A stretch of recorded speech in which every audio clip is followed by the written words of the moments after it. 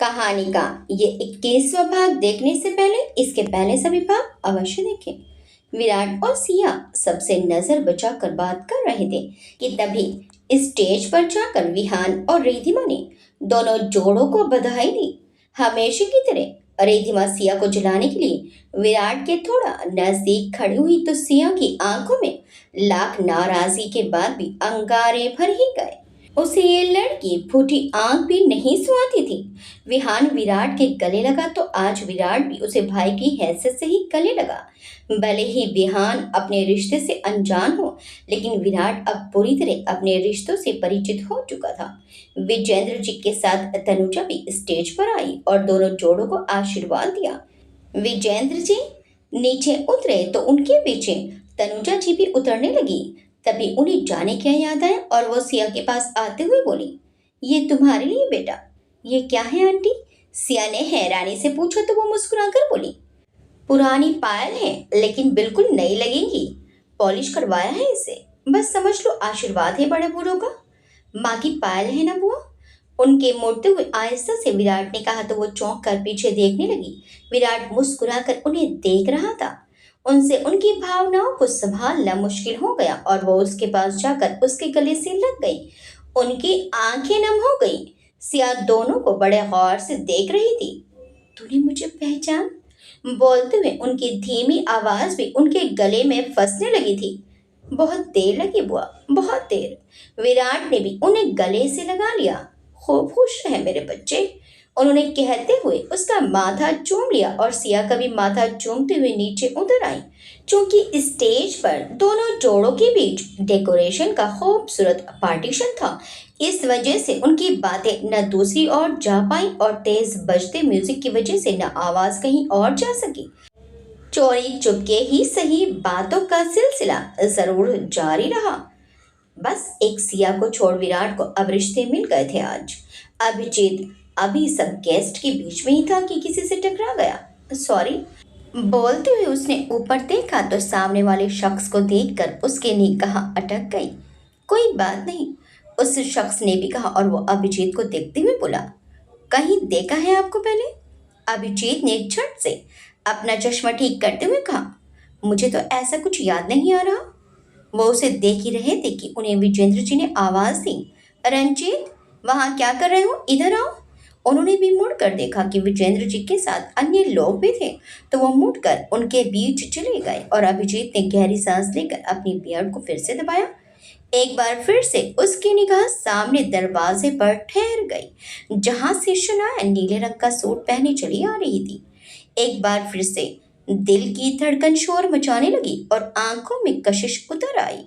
शनाया आकर सीधे ही सरिता जी से मिली, जो उसे देखकर ही खुश हो गई और बोली, आ गई, कितनी देर लगाई? सॉरी आंटी, ऑटो नहीं मिल रहा था, उसने कहा तो सरिता जी डांटते हुए बोली, तो फोन करना था ना, गाड़ी लगवा रखी है अपने मेहमानों के लिए हमने भी।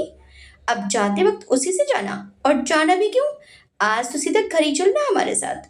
नहीं आंटी प्लीज, उसने जैसे ही कहा तो सरिता जी ने आंखें दिखाते हुए कहा, बोल दिया ना मैंने, अब जा जाकर सिया से मिल ले जल्दी। वो भी मुस्कुरा दी और उनसे गले मिलकर आगे बढ़ गई। कुछ लोग उसे गौर से देख रहे थे, लेकिन सवाल आरोही की माँ ने पूछा, ये तो वही लड़की है ना? शनाया, हाँ वही है, सरिता जी ने कहा तो वो बोली, बेचारी ने कितना सहा, न्यूज में देखा कितना परेशान किया संजीव चतुर्वेदी ने बेचारी को। कैसे कैसे लोग होते हैं। मुझे तो खुशी है कि सिया के कारण इतनी प्यारी सी बच्ची मुझे भी मिल गई। उन्होंने कहा तो आरोही की माँ ने पूछा, सिया कैसे जानती थी उसे? उसका ट्रीटमेंट का जिम्मा लिया था सिया ने, रिहैब सेंटर है ना, उधर ही रहती है। अब तो बहुत फर्क है उसमें, लोग आसानी से अपनी लतें नहीं छोड़ पाते, लेकिन इस बच्चे के जज्बे ने मुझे भी हैरान कर दिया। अब तो छूटी हुई पढ़ाई भी पूरी कर रही है। उन्होंने बताया तो आसपास के सुनने वाले भी उसे सम्मान की नजरों से देखने लगे। अभिजीत ये सुनकर मुस्कुरा गया। कहा एक वो दिन था जब वो दुनिया से छुपने के लिए कितने जतन किया करती थी। पहनने के लिए एक जोड़ी ढंग का कपड़ा तक नहीं था और खाने के लिए फफूंदी लगी ब्रेड से पेट भरती थी। लेकिन जिस इंसान ने उसे इस हालात में पहुंचाया, उसके जेल जाते ही वो एक सम्मान भरी जिंदगी जीने लगी। इसमें कोई दो राय नहीं थी कि अभिजीत की बहुत मेहनत थी, लेकिन शनाया की हिम्मत भी बहुत अहम जगह रखती थी। दोनों के बिना ये मुमकिन नहीं था। पैसे तो कुछ थे नहीं उसके पास, छोटी मोटी कोचिंग करके अपना खर्चा निकालने लगी थी अब वो। इसीलिए दोनों जोड़े के लिए गुलदस्ते ही लेकर आई थी। स्टेज पर आकर दोनों को शुभकामनाएं देकर वो आज सम्मान के साथ उनके साथ तस्वीर निकाल कर नीचे उतर आई। प्यास का एहसास हुआ तो पानी के काउंटर की ओर वो बढ़ चली। पानी लेने के लिए हाथ बढ़ाया ही कि उसके सामने एक पानी का गिलास आ गया। उसने नजर उठाकर देखा तो अभिजीत उसे पानी का गिलास दे रहा था। वह उसे गौर से देख रही थी और कुछ ही पल बाद उसने उसके हाथ से पानी का गिलास ले लिया। अभिजीत अब थोड़ा असमंजस में पड़ गया, लेकिन तभी शनाया बोली, बहुत अलग लग रहे हो, आज कोई नहीं पहचान सकता तुम्हें। फिर तुमने कैसे पहचाना? अभिजीत ने पूछा तो शनाया बोली, मैं तुम्हें हर रूप में पहचान सकती हूँ। कैसे?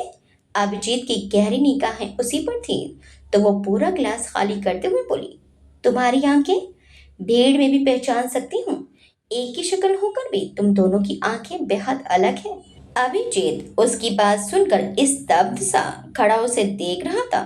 कितना परिवर्तन था उसमें। तुम भी अच्छी लग रही हो, उसने भी झिझकते हुए ही सही इधर उधर देखते हुए शनाया से कहा तो वो बोली, पहले देख तो लो। देख चुका हूँ। अब भी उसने नजर नहीं मिलाई तो शनाया हंसते हुए बोली, फिर ये तारीफ तुम ही रखो। जिस दिन सच में दिल से करोगे, मेरी आंखों में देखकर करोगी, तभी मैं जवाब दूंगी। अभिजीत उसे देखता ही रह गया और वो पूरी पार्टी में नजर घुमाने लगी। अभिजीत अभी उसे पूरी तरह देख भी नहीं पाया था कि उसने सुना, मालती दीदी आओ ना। बहुत बहुत बधाई बोलते हुए मालती जी सरिता जी के गले लग गई और अभिजीत हैरानी से पीछे मुड़कर देखने लगा और बोला, माँ। उसकी बात सुनकर शनाया भी आश्चर्य से उसकी नजरों का पीछा करने लगी। जहां सरिता जी एक हम उम्र महिला के गले लग रही थी, अभिजीत अपनी माँ को देखकर कुछ देर अविश्वास से उन्हें देखता रहा। मालती जी सरिता जी से बड़े प्रेम से मिलकर बधाई दे रही थी। बधाई मुझे नहीं, सिया को देना। स्टेज पर जाकर उन्होंने कहा तो मालती जी मुस्कुरा दी और बोली, जरूर। उनकी निगाह स्टेज पर घूमी तो दो जोड़े खड़े हुए थे। सार्थक और आरोही के जोड़े को उन्होंने देखा तो उनके चेहरे पर मुस्कान आ गई और उसी के साथ उनकी निगाह फिसलती हुई सिया पर गई। पहले भी वो उन्हें प्यारी ही लगती थी, पर आज तो और भी सुंदर लग रही थी। उसके बगल में खड़े लड़के को वो देख पाती उससे पहले ही उन्हें तेज धक्का पड़ा और वो गिरते हुए संभली। सरिता जी उन्हें पकड़ते हुए बोली, आराम से। सॉरी। एक आदमी का धक्का होने लगा तो सरिता जी बोली, ध्यान रखो बेटा। जबकि मालती जी ने झटके से उसकी ओर देखा। दाढ़ी और मूंछ में वो आदमी उनसे थोड़ा दूर होकर खड़ा हुआ, लेकिन मालती जी उसे एकटक देखती रह गई। कुछ देर उसकी निगाह भी उनसे मिली और सरिता जी के हिलाने पर वो होश में आई और बोली, चलो ना दीदी। हाँ हाँ, वो जल्दी ही खुद को संभाल कर बोली और सिर हिलाते हुए कहा, चलो। जाते जाते फिर उन्होंने उसे मुड़कर देखा और वो अब भी उन्हें ही देख रहा था। मालती जी जैसे स्टेज की ओर बढ़ी और इस बार उन्होंने गौर से सिया के बगल में खड़े लड़के को देखा तो उनके कदम धीमे पड़ गए और आंखें हैरानी से बड़ी हो गई। विराट मुस्कुराता हुआ उनका अभिवादन कर रहा था और सिया भी उन्हें देखकर थोड़ा चौंक गई थी। मालती जी एक टक अविश्वास से विराट को देखे जा रही थी। तभी सरिता जी की आवाज उनके कानों में पड़ी, दीदी ये विराट है। मैंने कहा था ना वो एक लड़का है आपकी अभिजीत की शक्ल का। विराट अभिजीत का नाम सुनकर सामने देखने लगा। जहां अभिजीत खड़ा उसे ही देख रहा था। नजर मिलने पर अभिजीत ने हामी में गर्दन हिलाई तो विराट अब कृतज्ञता से उन्हें देखते हुए उनके पैरों में झुक गया। दीदी आशीर्वाद तो दो। सरिता जी के बोलने पर वो होश में आई और उन्होंने देखा कि विराट उनके पैर छू रहा था। वो कांपते हाथ उसके सिर पर रखते हुए बोली, खुश रहो सिया। सरिता जी ने उसे याद दिलाया तो सिया भी उनके पैर छूने लगी और उन्होंने उसे भी आशीर्वाद दे दिया, लेकिन उनका मन अब भी उलझा हुआ था। वो आरोही सार्थक को भी बधाई देकर जैसे ही स्टेज से नीचे आई उन्हें याद आने लगा कि इन दिनों अभिजीत अपने असली परिवार की खोज में बार बार जयपुर आ रहा था। उसने कहा भी था कि उसे कुछ मालूम चला है और उसके माता पिता की हत्या कर दी गई थी। यहाँ विराट को देखकर इतना अंदाजा तो हो गया था कि विराट ही उनके खोए हुए परिवार का हिस्सा था, उसके अतीत से, उसकी असली पहचान से जुड़ा हुआ। कैसा कुदरती करिश्मा है ना दीदी, एक ही शक्ल के दो लोग। सरिता जी ने फिर कहा तो मालती जी उन्हें देखती रह गई। शायद वो एक बेटी की माँ होकर भी इस बात से अनभिज्ञ थी कि उनकी बेटी की जिस लड़के से शादी हो रही थी वो लड़का खुद अपनी पहचान के लिए संघर्ष कर रहा है। अभिजीत जैसे मालती जी के फ्री होने के इंतजार में ही था, लेकिन वो सरिता जी के साथ कुछ बातचीत में व्यस्त थी। इसी दौरान उसने देखा कि शनाया भी आसपास दिखाई नहीं दे रही थी। माँ के कुछ सवाल भी होंगे और साथ ही उनसे झूठ बोलकर यहाँ आने पर भी अब उसे अफसोस हो रहा था। गला एकदम से सूखने लगा था। उसने पानी के काउंटर पर जाकर एक गिलास लिया कि तभी उसके कंधे पर एक हाथ रखा गया। उसने मुड़कर देखा तो मालती ही जी उसके पीछे खड़ी थी। एक पल के लिए वो हड़बड़ा गया, लेकिन जल्दी ही उसने खुद को संभाला और अपने पुराने व्यक्तित्व में ही लौट आया। मालती जी उसे देखते हुए बोली, यही आना था तो झूठ क्यों बोला रे? चाहे कुछ भी हो, सच तो यही था कि वो उसकी माँ थी, पालन पोषण करने वाली ही सही। उसे हर रूप में पहचान सकती थी उनकी आंखें। माफ कर दो, अभिजीत से कुछ और बोला ही नहीं गया। भाई की सगाई में आना था, मुझे बता देता तो रोकती क्या तुझे? उन्होंने हल्की नम आंखों से पूछा तो वो बोला, मजबूरी थी माँ, समझती हूँ तेरा ये रूप बदलना ही बहुत कुछ बता गया। उन्होंने कहा तो अभिजीत बस एक टक उन्हें देखने लगा। दोनों की जान को खतरा हो सकता था अगर मैं अपने असली चेहरे के साथ शामिल होता। अभिजीत ने इधर उधर देखते हुए कहा। उसकी पार की नजरें सब तरफ चौकसी बरत रही थी। वैसे आप इतनी दूर आई कैसे? अभिजीत ने पूछा तो मालती जी बोली, सलोनी अरुण के साथ। वो दोनों भी आए हैं? अभिजीत ने हैरानी से पूछा तो मालती जी बोली, नहीं, केवल सलोनी बैठी है उधर। उन्होंने कहा तो अभिजीत ने देखा कि एक कुर्सी पर सलोनी बैठी थी। अरुण को जयपुर आना ही था कुछ काम से। जब मैंने बोला कि मुझे एक सगाई में शामिल होना है तो वो साथ में ले आया और सलोनी भी साथ आ गई। मालती जी ने कहा तो अभिजीत थोड़ा दुख के साथ बोला, मैं आपका अच्छा बेटा नहीं साबित हो पाया ना। आपको यहाँ आने के लिए भी मेरा नहीं दूसरों का ही सहारा लेना पड़ा। सलोनी अरुण दूसरे कहाँ हैं? दोनों ही बिना माँ बाप के पले बच्चे हैं। कितना प्यार करते हैं तो कुछ तो मेरा भी फर्ज बनता है। मालती जी ने कहा तो अभिजीत उन्हें देखते हुए बोला, मैं भी तो। चुप कर, मालती जी गुस्से में बोली, कुछ दिन पहले तब तक नहीं पता चला था? तब तक कभी ऐसा व्यवहार नहीं था तेरा। अभिजीत को अपनी गलती का एहसास था, लेकिन वह खुद एक ऐसी कश्ती में उतर चुका था जिसका एक किनारा छूटता दिखाई देता तो दूसरा नजर ही नहीं आ रहा था। बस कुछ दिन की बात है माँ, फिर सब ठीक हो जाएगा। उसने जाने क्यों उनका हाथ थामते हुए कहा तो मालती जी को भी उसकी आंखों में एक विश्वास दिखाई पड़ा। दोनों अभी मौन एक दूसरे को देख रहे थे कि अचानक से दोनों ने मुड़कर देखा कि पीछे कुछ बहस की आवाज आ रही थी। अभिजीत एकदम चौकन्ना हो गया।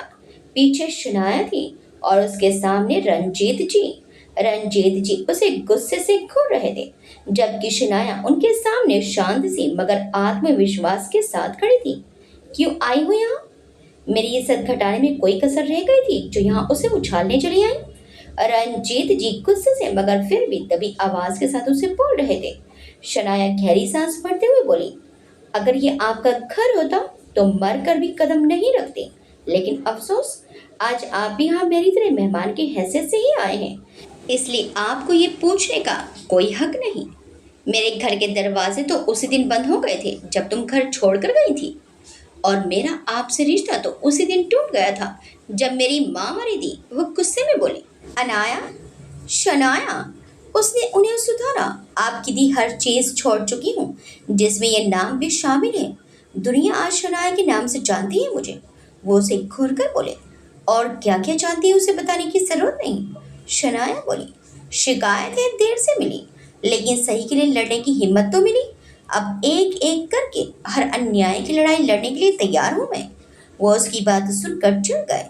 रहने का ठिकाना है नहीं और बातें इतनी बड़ी बड़ी। शनाया ने जवाब दिया, फिर भी आपके आसरे नहीं हूँ, इस बात का गर्व तो है। रंजीत जी गुस्से में बोले, अपनी माँ की तरह घमंड है तुम्हारा। शनाया ने कहा, नहीं, अपनी माँ के जैसा आत्मसम्मान है मेरा, और अफसोस दोनों ने रिश्ते में धोखा ही खाया। जुबान काबू में रखो अनाया। शनाया, उसने फिर कहा तो रंजीत जी उसे घूरते रहे और उतने में ही एक और आवाज आई, शनाया। दोनों ने मुड़कर देखा तो अभिजीत उनके बीच आ गया और शनाया के पास प्यार से आकर बोला, कोई प्रॉब्लम है?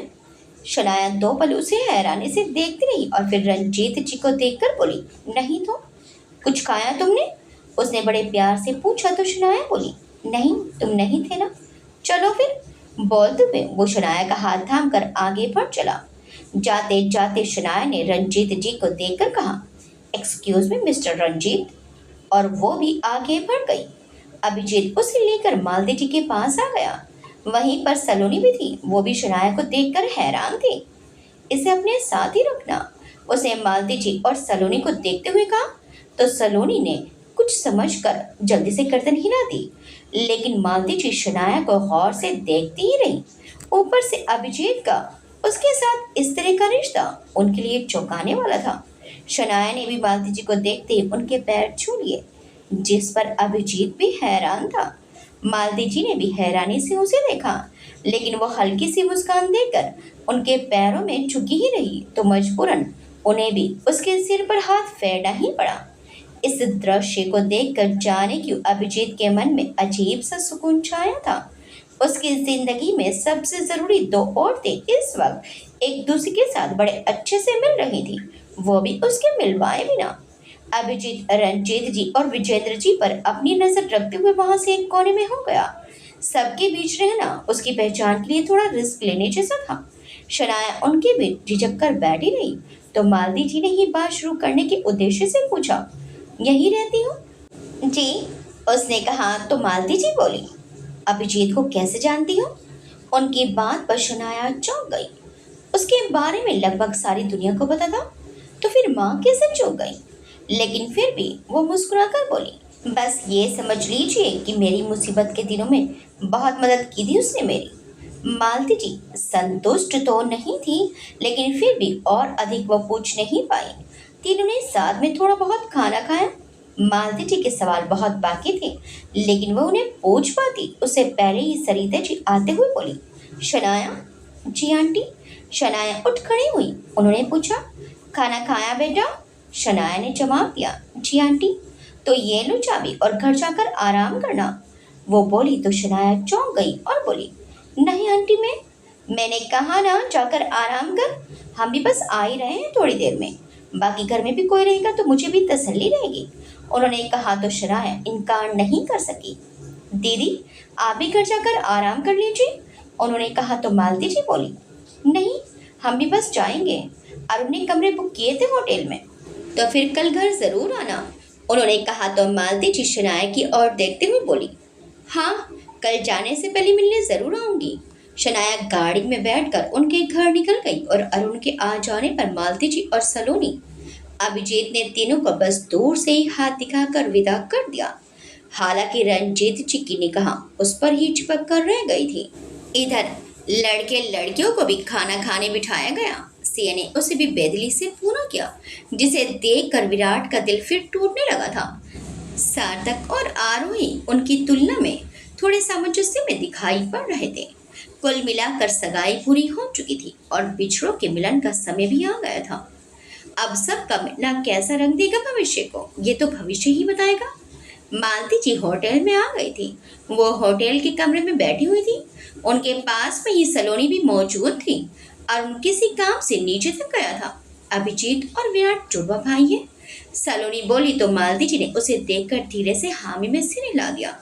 तो मतलब अभिजीत अपने जिस परिवार को ढूंढ रहा था वो उसे मिल चुका काकी? सलोनी ने पूछा तो मालती जी बोली, शायद हाँ, शायद। सलोनी को उनकी बात पर आश्चर्य हुआ तो मालती जी बोली, अभिजीत ने कहा था कि उसके माता पिता की हत्या कर दी गई थी। सलोनी के हाथ मुंह पर चले गए। मालती जी उदासी से बोली, और अब शायद वो लोग अभिजीत और विराट की भी जान के पीछे पड़े हैं। क्यों काकी? सलोनी ने हैरानी से पूछा तो मालती जी बोली, नहीं जानती, बस इतना जानती हूँ कि अभिजीत एक बार जो ठान लेता है वो पूरा करके ही छोड़ता है, और इस बार अभिजीत ने ठान लिया है कि वो उसके माता पिता के गुनहगारों को सजा दिलवाकर ही छोड़ेगा। इसलिए उसने अपना हुलिया बदला था। सलोनी को अब जाकर कुछ समझ आया था। हम्म हल्की सी हुंकार भरी थी मालती जी ने, और उनके चेहरे पर चिंता देखकर सलोनी उनके हाथ पर हाथ रखते हुए बोली, चिंता मत करो काकी, अभिजीत को कुछ नहीं होगा। वो अपनी और अपनों की हिफाजत करना अच्छे से जानता है काकी। मालती जी ने फिर हुंकार भरी। शनाया के लिए कैसे बीच में आया था आज भी? उसने जैसे ही कहा, मालती जी ने झटके से उसकी ओर देखा और उसे देखते हुए बोली, तू उस लड़की को जानती है? तुम नहीं जानती काकी? उल्टा और हैरानी हुई उसे, लेकिन उनकी ओर से जवाब ना पाकर वो बोली, मॉडल थी बड़ी नामी, फिर अचानक से गायब हो गई थी, फिर जब वापस मिली तो बड़ी बुरी हालत में मिली। अभिजीत ने ही तो ढूंढा था उसे। मालती जी के लिए ये बड़ा झटका था, लेकिन सलोनी आगे बोली, उस समय कितना उलझा हुआ था अभिजीत इसी केस में। उसी को तो सौंपा था ये केस उसके चैनल ने, और उसी ने तो शनाया को सामने लाने का काम किया था।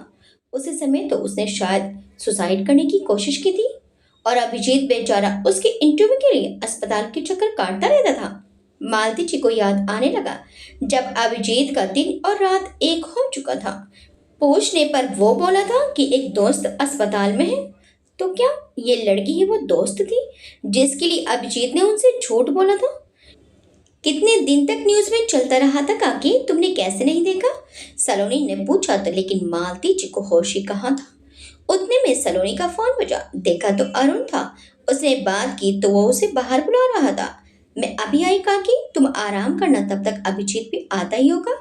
सलोनी ने कहा तो उन्होंने सिर हिला दिया और सलोनी बाहर आ गई। मालती जी सोच में ही रह गई। इधर सिया और उसके माता पिता घर लौटे तो पाया कि जाते वक्त जितना घर वो बिखरा कर गए थे, घर उतना ही साफ हो चुका था। पानी।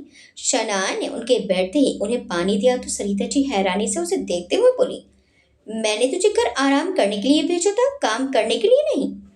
एक तरफ बोलती है कि मेरा घर ही है, मुझ पर हक भी जताती है, और फिर ऐसे सवाल करके मुझे पराया भी महसूस करवाती है आंटी। शनाया ने कहा तो सरिता जी कैलाश जी को देखने लगी, जो बस मुस्कुरा कर पलकें झपका चुके थे। सरिता जी पानी का गिलास लेते हुए बोली, तूने तो पूरा घर अकेले ही साफ कर दिया, जाते वक्त तो सब ऐसे ही छोड़ दिया। बैठे बैठे बोर होने से अच्छा कुछ काम ही हो गया आंटी, कम से कम मेरा मन तो लगा। शनाया ने कहा तो सब मुस्कुरा दिए सिवाय सिया के। वो अपनी उंगली में पहनी अंगूठी को एकटक निहारे जा रही थी, जिसे विराट ने उसकी उंगली में पहनाया था। कितना अद्भुत एहसास था वो। विराट का पता नहीं, लेकिन उसके दिल में कितनी ही भावनाओं का एक साथ संगम हुआ था जब विराट ने उसका हाथ थामकर उसे अंगूठी पहनाई थी। बहुत देर हो गई, अब तुम दोनों ही जाकर आराम करो, सरिता जी ने कहा, लेकिन सिया अब भी अंगूठी देख रही थी, जिसे देखकर सरिता जी और कैलाश जी भी मुस्कुरा दिए। उन्हें ये प्रेम में डूबी हुई भावनाएं लग रही थी, जो कहीं न कहीं सच भी थी, कम से कम उसके लिए तो थी। शनाया। सरिता जी ने इशारा किया तो वो भी मुस्कुरा दी और सिया को हिलाते हुए बोली, सिया। सिया होश में आई और हड़बड़ाकर उसे देखने लगी तो वो बोली, आंटी जी बोल रही है अब आराम करने के लिए। हाँ चलो। बोलते हुए सिया एक झटके में उठ खड़ी हुई। तभी सरिता जी ने उसे आवाज दी तो वो मुड़कर देखने लगी। सरिता जी ने उसकी नजर उतारते हुए कहा, बहुत प्यारी लग रही थी आज, जाने कितने लोगों की नजर लगी होगी। क्या माँ आप भी, सिया झेपती हुए बोली तो सरिता जी ने उसे हाथ दिखाकर रोक दिया। शनाया पास में खड़ी मुस्कुरा रही थी। जब वो सिया से मुड़ी तो शनाया की नजर उतारने लगी। अब की बार शनाया ने उन्हें बड़ी हैरानी से देखा तो वो उसकी नजर उतार कर बोली, प्यारी तो तुम भी बड़ी लग रही थी। शनाया एक टक उन्हें देखती रही तो सरिता जी बोली, क्या हुआ, बुरा लगा क्या?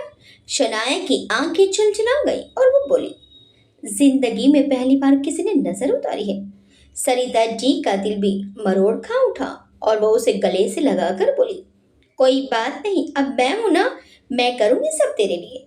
शनाया बस खामोशी से सिसकती रही। कुछ देर के बाद सिया अपने कमरे में बिस्तर पर लेटी रही। शनाया बालकनी में खड़े होकर अपने मोबाइल में अभिजीत से बात कर रही थी। क्या कर रही थी? अभिजीत ने पूछा तो शनाया बोली, कुछ नहीं, बस टहल रही हूँ। आंटी जी ने जाने ही नहीं दिया, इसलिए सिया के साथ रुकी हूँ। सिया सो गई? नहीं, जब से लौटी है बस अपनी अंगूठी को ही निहार रही है।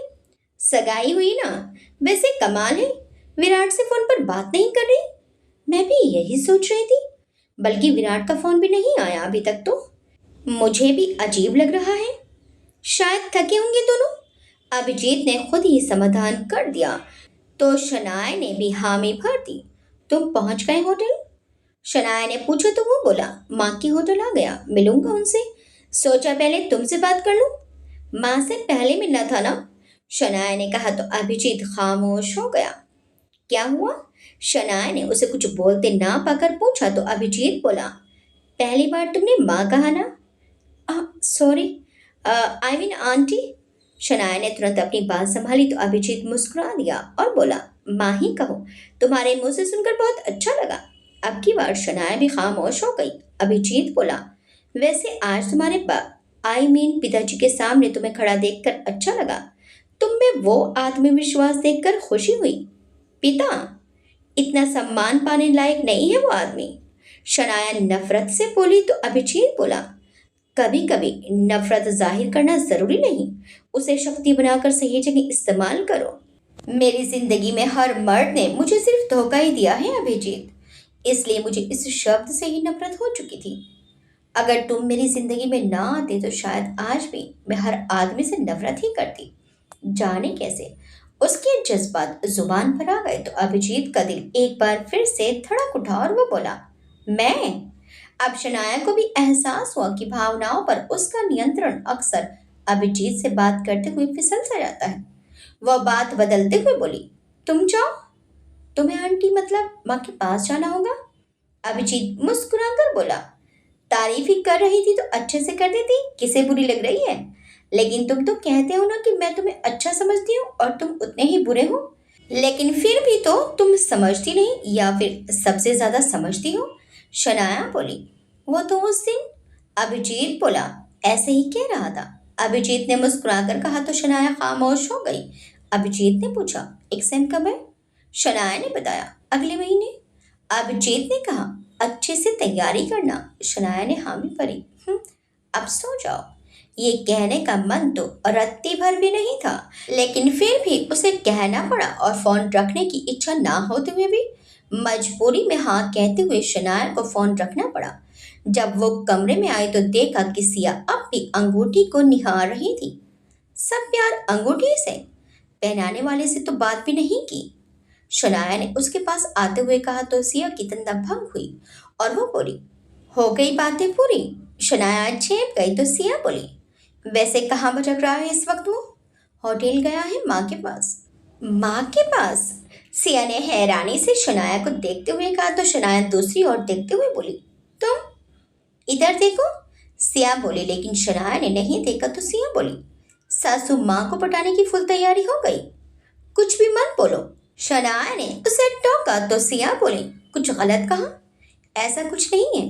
शनाया ने फिर नकारा तो सिया बोली, तभी आज सगाई मेरी हुई और फोन पर तुम लगी हुई थी। शनाया बोली, वो तो बस उसे चिंता हो रही थी। सिया ने तंज कसा, बड़ी चिंता होती है एक दूसरे की तुम्हें? प्लीज सिया। शनाया ने कहा तो सिया हंस पड़ी और हंसते हंसते उसकी आंखें नम हो गई।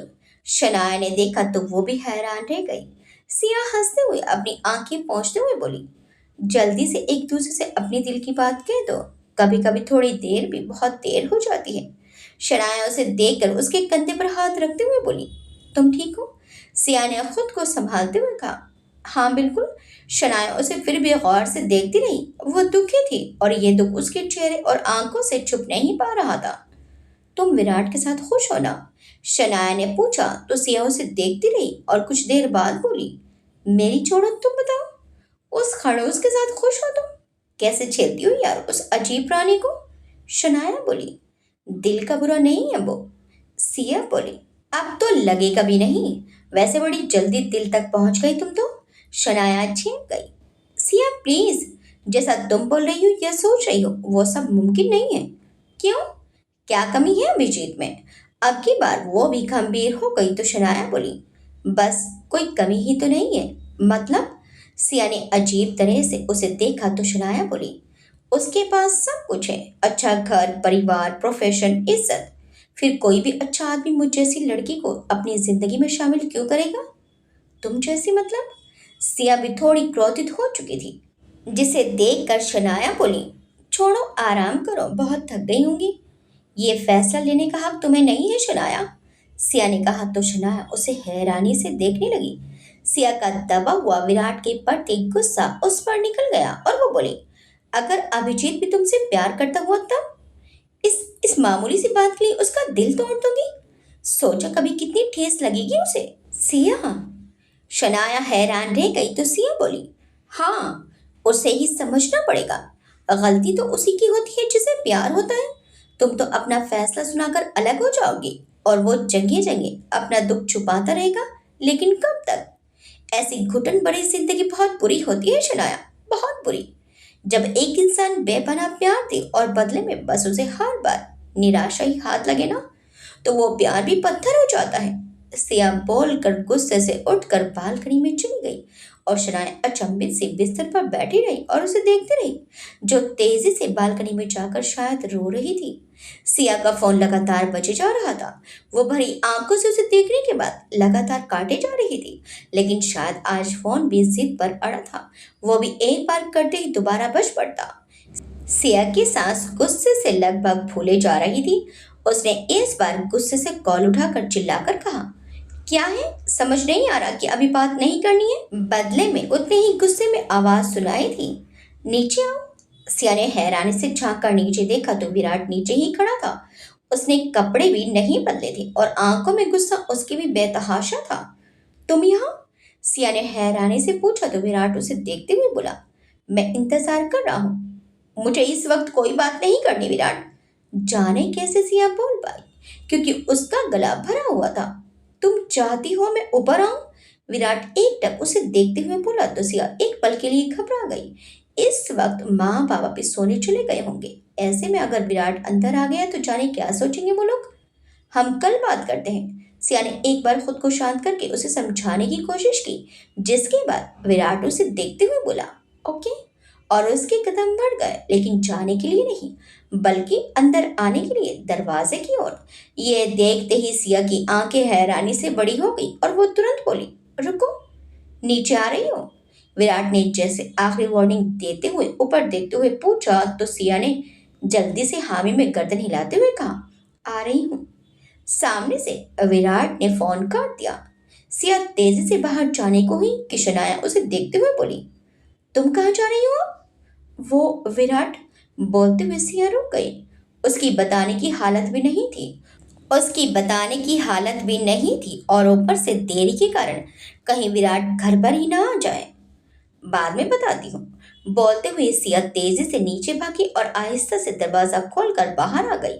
घर के गार्डन में विराट टहलकर उसका इंतजार कर रहा था। वो विराट को देखने लगी, जैसे सगाई में तैयार था, बिल्कुल उन्हीं कपड़ों में ही चला आया था। जैसे जाने कितनी बेचैनी हो उसके अंदर, जो इंतजार नहीं कर सका। बाल बिखरे से थे और आंखें लाल। ये देखकर सिया कुछ देर पहले अपनी हालत को भुला बैठी और उसे चिंता से देखते हुए बोली, क्या हुआ तुम्हें? ये ऐसे अचानक, और तुम्हारे बाल, तुम्हें क्या फर्क पड़ता है? तुम तो बस झूठ की एक जीती जागती मिसाल हो, जिसे किसी के इमोशन से कोई फर्क ही नहीं पड़ता। विराट बेहद गुस्से में उसे घूरते हुए बोला तो सिया की आंखें दोबारा से भर आई और वो बोली, ये बताने के लिए इतनी रात को आए हो यहाँ? नहीं, बताने के लिए नहीं, दिखाने के लिए, विराट ने कहा तो सिया उसे एकटक देखती रही। ऐसे इलाज करती हो तुम?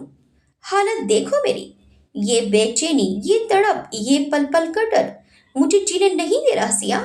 विराट अब भी गुस्से में बोला तो सिया की आंखों से आंसू ढलक कर गालों पर आ ठहरा। वो बोली, एक झूठ की इतनी बड़ी सजा होगी, सोचा भी नहीं था मैंने।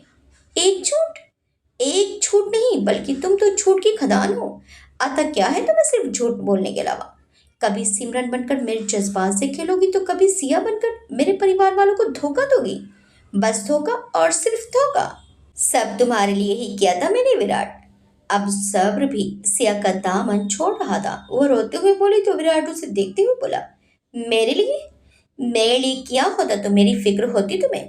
पिछले कुछ दिनों से कैसे जी रहा हूँ इसका अंदाजा होता तुम्हें, लेकिन नहीं, तुम्हें सिर्फ खुद की पड़ी रहती है, दूसरों की नहीं। हाँ हूँ मैं खुदगर्ज, मान लिया मैंने। अब तो शांति मिल गई तुम्हें? विराट ने गुस्से में कहा तो सिया ने भी गुस्से में ही जवाब दिया, अब जाओ यहाँ से। सिया भी अब थक रही थी। सब कुछ तुम्हारे बोलने से होगा? जो तुम चाहोगे हर बार वही होगा? सिया ने बेचारगी से पूछा। तुम क्या चाहते हो विराट? विराट बोला, बस सच जानना। सिया ने असमंजस से पूछा, कैसा सच? यही कि सिमरन बनकर मेरे जज्बातों के साथ तो खेल गई तुम, लेकिन सिया बनकर जब प्यार हुआ तो क्यों उस एहसास को मुझसे दूर रखती रही? विराट ने एकटक उसे देखते हुए सीधा सवाल किया तो इस सवाल पर सिया की होश ही उड़ गए। वो हैरानी से उसे देखते हुए बोली, ये तुम क्या? फिर से झूठ? बोलते हुए विराट ने उससे नजरें फेर ली। विराट, सिया ने आंसू को पहुंचते हुए उसके और हाथ बढ़ाया तो विराट पीछे हट गया और जितने आंसू उसने साफ किए थे उन्हीं पर फिर से और आंसू बह चले। क्या ये सच नहीं है कि तुम मुझसे प्यार करती हो? तुम और सार्थक मुझे जलाने के लिए अलग अलग पैंतरे चलाते रहे। और क्या ये भी झूठ है कि तुम मुझ में प्यार जगाने के लिए जानबूझकर मुझे इग्नोर करती रही, जिससे मैं तुम्हारी ओर भागा चला हूं? तुम हमेशा मुझे गलत समझते रहे विराट, और आज भी गलत ही समझ रहे हो। सिया उसके मुंह से ऐसी बातें सुनकर टूटने लगी थी। गलत हमेशा से तुम करती आई हो और आज भी अपनी गलती मुझ पर थोप रही हो। विराट ने कहा तो सिया बोली, ठीक है, जैसा तुम चाहो। मेरे चाहने ना चाहने से क्या होता है? होना तो वही है जो तुम चाहती हो। विराट बोला तो सिया गहरी सांस खींचते हुए बोली, विराट, तुम जो चाहोगे वही होगा, लेकिन कल सुबह। अभी जाओ प्लीज। तुम्हारे लिए ये समय काटना आसान होगा, मेरे लिए हर पल की कीमत बहुत ज्यादा होती जा रही है। विराट के पास जैसे हर जवाब था। सिया बड़ी मुश्किल से बोली, मैं इतनी रात को माँ बाबा को कुछ नहीं बता सकती। कल तक का तो इंतजार कर लो। कल ये नाटक हमेशा के लिए खत्म हो जाएगा। विराट बोला, माँ बाबा के सवाल जब होंगे तब होंगे, लेकिन पहले तुम मेरे सवालों का जवाब तो दे दो। सिया दर्द भरी आवाज में बोली, विराट। विराट ने भी दर्द भरी आवाज में पूछा, क्यों ये सब नाटक रचा दोबारा? सिया अब टूट गई और रोते हुए चिल्ला पड़ी, नहीं है कुछ नाटक, नहीं है, नहीं है, नहीं है, नहीं है। बोलते हुए वो पीछे एक पिलर से टिक गई। सहारे की इस वक्त उसे बहुत सख्त जरूरत जो थी। विराट अब खामोशी से उसे देखने लगा तो सिया रोते हुए बोली, हो गया तुमसे प्यार, हो गया। नहीं चाहा था मैंने, लेकिन पता नहीं कब कब तुमसे इतना जुड़ गई, जब तुम्हारे साथ इसी घर में जोड़े में बैठा कर तुम्हारे मम्मी पापा ने चुन्नी ओढ़ाई थी। दिल में जाने कितने अरमान जाग उठे थे। जब जब माँ बाबा तुम्हारे बारे में सवाल करते तो जवाब देने में दिल की आवाज आती, ना कि मजबूरी की। तुम्हारे पास रहना अच्छा लगता था हर पल। तुम्हारे करीब रहने पर सुकून महसूस करने लगी थी। वो सुकून जो मुझे कभी नहीं मिला, जिसकी कभी जिंदगी में जरूरत ही महसूस नहीं हुई थी। वही जरूरत तुम कब बन गए मुझे पता ही नहीं चला। तुम्हारे आने से मुझे पता चला कि मेरी जिंदगी में भी कुछ अधूरापन है जो सिर्फ तुमसे भरता है विराट। सिया आज खुलकर अपनी भावनाओं को व्यक्त कर रही थी। वही विराट सामने खड़े होकर उसे ध्यान से देख रहा था, उसकी एक एक बात सुन रहा था। जब उस दिन तुम्हारे एक्सीडेंट की खबर सुनी थी, जानते हो क्या बीती थी मुझ पर? लगा जैसे जिंदा शरीर से जान ही निकल गई हो मेरी। विराट को अच्छे से याद था वो दिन जब उसका एक्सीडेंट हुआ था और आंखें खोलने पर उसे मालूम चला कि सिया ने उसे एक पल के लिए भी नहीं छोड़ा था। कितना इंतजार किया था तुम्हारे होश में आने का, लेकिन होश में आने के बाद तो तुम्हें मेरी शक्ल देखना भी मंजूर नहीं था। बोलते हुए फिर उसके आंसू बह निकले और विराट के दिल में भी दर्द उठ चला। अगर मैं तुमसे उस वक्त कहती कि सच में मैं तुमसे प्यार करने लगी हूँ तो मानते तुम? सिया ने पूछा तो विराट पर अब भी खामोशी की चादर ढकी रही। नहीं मानते ना तो कैसे कहती तुमसे? जब जब तुम टूट कर बिखरे मैं साए की तरह तुम्हारे साथ रही। जानती थी कि तुम खुद को संभाल नहीं पाओगे, लेकिन मेरा क्या? जब मुझे तुम्हारी जरूरत पड़ी तब।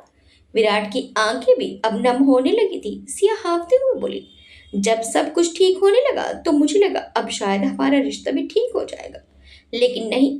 तुमने साफ कह दिया कि अब जल्दी से घर वालों के सामने इस झूठ को खोल दिया जाए, और शायद अगर बात तुम्हारी जान पर नहीं होती तो तुम ये सगाई भी नहीं करते।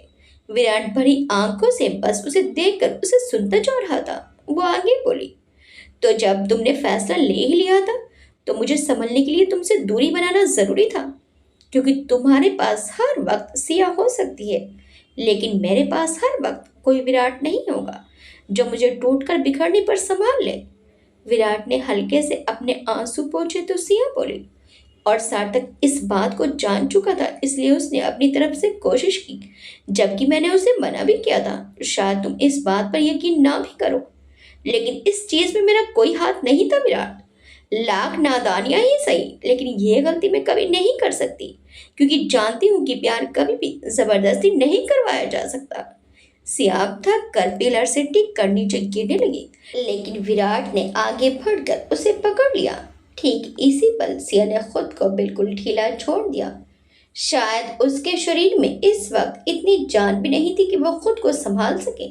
विराट ने उसे पकड़कर उठाया और कुछ देर उसकी भरी आंखों को देखता रहा। सिया आंसू से सरब और उसे देखते हुए आहिस्ता से निष्प्राण सी बोली, सॉरी। और इसी लफ्ज के साथ उसके अधर विराट के अधरों में कैद हो गए। सब कुछ अचानक से सपना सा लगने लगा।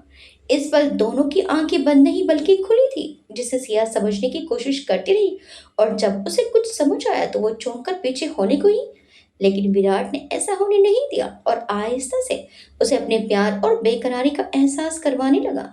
कुछ ही पलों में दोनों की आंखें बंद हो गई और दोनों ही शांत से एक सुकून महसूस करने लगे, जिसमें एक ही पल में दोनों की सारी बेचैनी बह गई। दोनों ही लंबे समय से अपनी अपनी तड़प में डूबे हुए थे। वो आज पूरी तरह से प्रेम में डूब गए। विराट ने उससे अपने अधर जुदा करते हुए उसके माथे के सहारे अपना माथा टिकाया और बंद आंख और गहरी सांस के साथ बोला, जब जब सिया को जरूरत होगी विराट उसके पास होगा, बिना कोई आवाज लगाए। सिया सदमे की हालत में बस मूर्ति की तरह खड़ी उसे देख रही थी।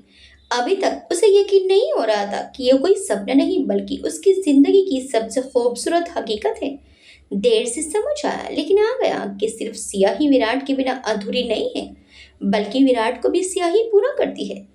सिया की आंखों से फिर आंसू बहने लगे, जिन्हें अपने अंगूठे से साफ करते हुए विराट बोला, जिस सुकून को हर जगह तलाशता रहा वो तो तुम ही थी, बस मैं समझ ही नहीं सका। हर बार सच से भागता रहा और सबसे बड़े सच को देख ही नहीं पाया कि मैं तुमसे बहुत पहले ही जुड़ गया था। भले ही तुम सिमरन बनकर मुझसे जुड़ी, लेकिन थी तो मेरी सिया ही। मुझे नाम से नहीं इंसान से प्यार हुआ था, और ये समझने में जाने कितना वक्त लगा दिया मैंने। विराट, सिया गहरी सांस लेते हुए बोली तो विराट ने जवाब दिया, मेरा नाम इतना अच्छा कभी नहीं लगा मुझे, लेकिन जब जब तुम्हारे मुंह से सुनता हूँ तो इससे भी प्यार हो जाता है। काश पहले ये सब कह दिया होता तुमने। सिया बोली तो विराट ने कहा, हमेशा सब कुछ देर से ही समझ आता है मुझे। अगर आज मैं भी सार्थक के मुंह से नहीं सुनता कि तुम मुझसे प्यार करती हो और उसने ये सब कुछ हमें मिलाने के लिए प्लान किया था, तो शायद आज के दिन मैं नहीं देख रहा होता। सार्थक ने। सिया आश्चर्य में पड़ गई तो विराट बोला, गलती से सुन लिया, बोल तो वो आरोही जी से रहा था, और एक बार फिर मुझे ही गलत ठहराया। सिया उसे गौर से देखते हुए बोली तो विराट बोला, नहीं बोलता तो आज भी तुम अपने दिल की बात मुझसे नहीं कहती, और जाने कितना वक्त हम इसी नासमझी और गलतफहमी में बर्बाद कर देते। विराट। सिया बोली तो विराट उसके दोनों हाथों को पकड़ते हुए बोला, जिंदगी बहुत छोटी है सिया, और मेरी जिंदगी का तो मुझे वैसे भी नहीं पता। प्लीज विराट। बोलते हुए सिया ने होठों पर हाथ रखा तो विराट उसका हाथ हटाते हुए बोला, बोलने तो आज, पर जो भी हो, जितनी भी जिंदगी हो, मुझे बस बिना कोई पल जाया किए सिर्फ उसे तुम्हारे साथ जीना है सिया, सिर्फ तुम्हारे साथ। सिया की आंखों में अब आंसू खुशी के थे। वो मुस्कुराते हुए बोली, मुझे भी।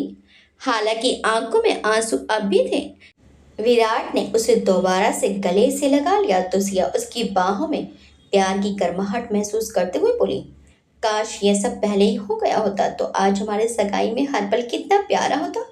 बस इतनी सी बात, विराट ने कहा और सिया को खुद से दूर किया तो सिया उसे आश्चर्य से देखने लगी, लेकिन विराट ने उसका हाथ थाम कर उसकी अंगूठी निकाली। विराट, ये तुम क्या? बोलते हुए सिया ने कहा तो विराट ने उसे रोका और फिर बोला, तब शायद वो भावनाएं नहीं थी, लेकिन अब पूरी ईमानदारी से मैं ये अंगूठी तुम्हें पहना रहा हूँ, इसी वादे के साथ कि मैं हमेशा तुम्हारा और तुम्हारा ही रहूंगा, और आज के बाद हमारी जिंदगी का हर लम्बा प्यार से भरने की कोशिश करूंगा। सिया उसकी बात सुनकर खुशी से मुस्कुरा दी और विराट ने अपनी अंगूठी भी उसके सामने कर दी। तो वो भी उतने ही प्यार से उसे अंगूठी पहनाते हुए बोली, जिंदगी के हर पड़ाव पर मैं तुम्हारे साथ रहूंगी और हमेशा तुमसे इतना ही प्यार करूंगी विराट। विराट ने उसका चेहरा थामकर उसके माथे पर अपने अधर सजा दिए और सिया ने सुकून से अपनी आंखें मूंद ली। ऊपर बालकनी से ये नजारा देखती हुई शनाया भी नम आंखों से मुस्कुरा दी और जाने उसे क्या सूझा कि उसने अपने मोबाइल में ये तस्वीर खींचकर अभिजीत को भेज दी। और अभिजीत ने मुस्कुराते हुए सार्थक को। शायद आज सभी का इंतजार पूरा हुआ था। सुबह आंखों पर सूरज की पड़ती रोशनी के साथ विराट ने आंखें खोली और खुद को अपने कमरे में पाया। कुछ पल लगे और फिर जब वो नींद की आगोश से पूरी तरह बाहर आया, दिमाग में पहला ख्याल ही रात में सिया के साथ गुजरे उस खूबसूरत पल का आया। लगा जैसे कहीं सपना तो नहीं था। वाकई में वो सब कुछ हुआ या फिर महज उसकी सोच मात्र थी। अपने आप हाथ मोबाइल पर जा पहुंचा और सिया को फोन लगाने से पहले ही सिया का मैसेज डिस्प्ले होने लगा। उसने मैसेज खोला तो सिया ने अपने खूबसूरत हाथ में पहनी उस खूबसूरत अंगूठी की तस्वीर उसे भेजते हुए लिखा, रात के इस खूबसूरत तोहफे को मैं हमेशा जान से भी ज्यादा संभाल कर रखूंगी। Love you. एक मुस्कान विराट के चेहरे पर आकर ठहर गई। सिया का मैसेज इस खूबसूरत हकीकत को पुख्ता कर गया। उसने रिप्लाई करते हुए बड़े प्यार से लिखा, अब भी यकीन नहीं हो रहा कि ये सब सच है। बस तुम हमेशा इसी तरह मेरे पास रहना। शायद सिया भी उसके प्रत्युत्तर की प्रतीक्षा में थी, इसलिए उसने भी तुरंत रिप्लाई कर दिया, हमेशा हमेशा। पहला पहला प्यार है, पहली पहली बार है, गुनगुनाते हुए सार्थक उसके कमरे में आ गया। विराट ने उसे देखा और फिर मोबाइल साइड में रखते हुए उसे देखने लगा। जान के भी अनजाना कैसा मेरा प्यार है, हो हो हो। पूरे सुर और ताल के साथ वो विराट के कमरे में घूमते हुए गुनगुना रहा था। तबीयत ठीक है ना?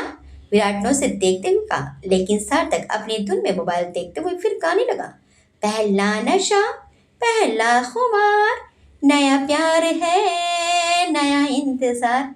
लगता है सगाई की कुछ ज्यादा ही खुशी हो रही है तुम्हें, लेकिन याद दिला दूं कि मैं आरोही नहीं हूँ। विराट ने उठते हुए कहा तो सार्थक बोला, ये गाना तो मुझे किसी और के लिए याद आ रहा है। लगता है बहुत फुर्सत है तुम्हारे पास, लेकिन मुझे कहीं जाना है। विराट उठते हुए बोला तो सार्थक बिस्तर पर लेटते हुए बोला, आपको अभिजीत भैया का कोई मैसेज मिला क्या? अभिजीत? हाँ, शायद मैसेज था, लेकिन सिया के मैसेज के बाद कुछ और दिखा ही नहीं। उसने तुरंत मोबाइल खोलते हुए कहा, शायद था। देखिए कुछ अर्जेंट तो नहीं, बोलते हुए सार्थक ने अपनी मुस्कान रोकी और अपने मोबाइल को ही घूरता रहा। तो विराट ने अभिजीत का मैसेज खोला और उसे देखते ही वो चौंक गया। ये तो वो और सिया थे रात में जब वो दोनों उफ।